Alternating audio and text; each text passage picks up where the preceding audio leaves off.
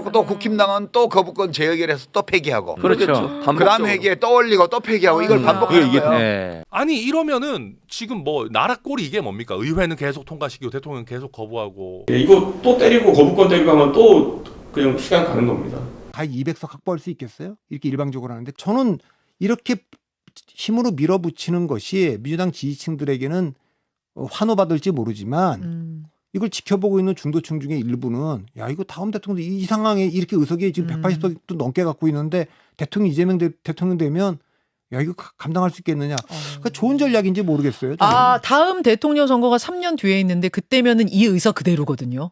이런 상황에서의 대통령 선거라는 걸 민주당은 잊으면 안 된다. 근데 우리 국민은 대대로 보면 일방 독주를 싫어한다. 그럼요. 지금도 윤석열 대통령이 일방 독주 하는 것 같으니까 총선에서 이렇게 심판했던 거고 그 전에 대선도 검수완박 일방 독주하는 것에 대한 견제로서 또 이쪽을 뽑은 것이고 이쪽 저쪽이 왔다 갔다 하는 걸 좋아하는 게 우리 국민들의 어떤 정치적인 성향 뭐 이런 것이라는 거 패턴이라는 걸 잊어서는 안 된다. 이재명 대표와 민주당은 집권 전략을 포기한 거냐 집권을 총선 또 반대로 국민의힘과 국민의힘은 네.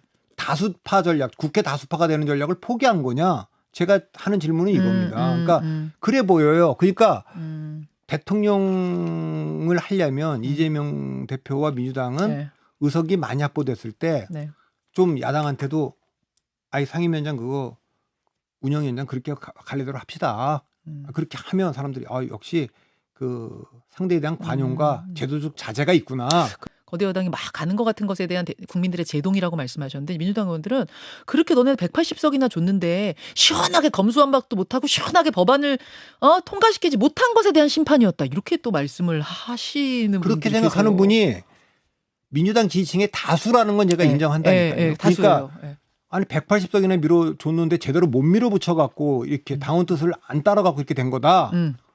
그거는 제가 동의하는데 승부를 결정짓는 거기에는 중도층. 그 중도층은 일방적으로 했기 때문에 우린 찍을 수가 없어요. 이렇게 저는 보기 때문에 전 다음 3년 뒤에 대통령 선거에서도 저는 이번에 뭐 총선에서 5.4% 앞섰는데 3%만 넘어가면 또 지는 것인데 그 승부를 결정짓는 그 합리적 주도 세력, 합리적 결정 세력 예. 이분들이 우려하고 있는 부분을 해소시키는 것이 전략이지.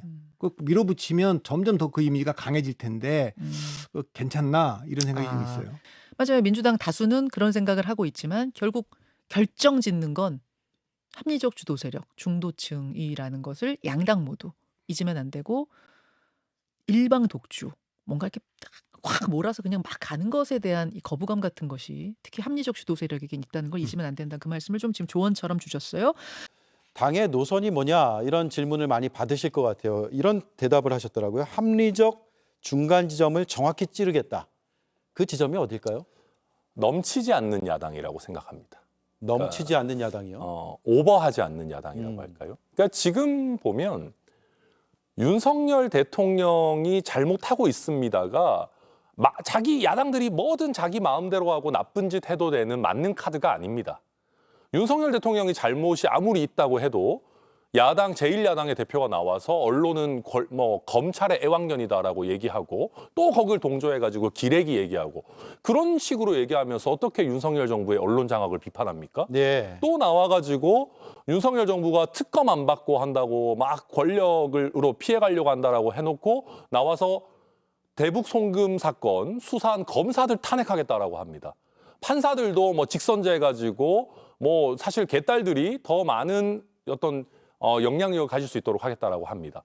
본인들은 방탄하겠다고 하면서 대통령의 방탄을 비판하는 게 이게 말이 됩니까? 네. 그러니까 제 얘기는 야당도 절제할 때는 절제할 줄도 알고 오버하지 말아야 되고 내로남불하지 않아야 됩니다. 그래야 국민들께서 그래 저것이 정확한 지점이야 라고 동조하고 동의해 주실 수 있는 거거든요. 네. 그런데 대한민국 야당은 상대가 조금 잘 못한다 싶으면 본인들도 막 나가요. 저는 그래서 지금 더불어민주당이나 조국혁신당처럼 과하게 업돼서 흥분해서 오버하거나 스스로의 잘못을 방탄 내로남불하려고 해서는 곤란하다. 일주기가 되기 전에 우리가 살아있는 사람으로서 재수군 대령에게 원은 풀어줘야 되지 않겠습니까? 이제는 민주당도 그렇고 국민의힘도 그렇고 천하람이 내놓은 안을 가지고 안 받을 명분이 별로 없어요. 사실 본질은 특검을 하느냐 마느냐인 그렇습니다. 것이고 그렇습니다. 만약에 정말로 특검 자체를 출범시키는 것이 중요하고 진실규명하는 것이 정말 중요한 목적이라면 다음 주까지 믿을 수 있는 합리적인 야당이 네. 필요한 게 아닌가.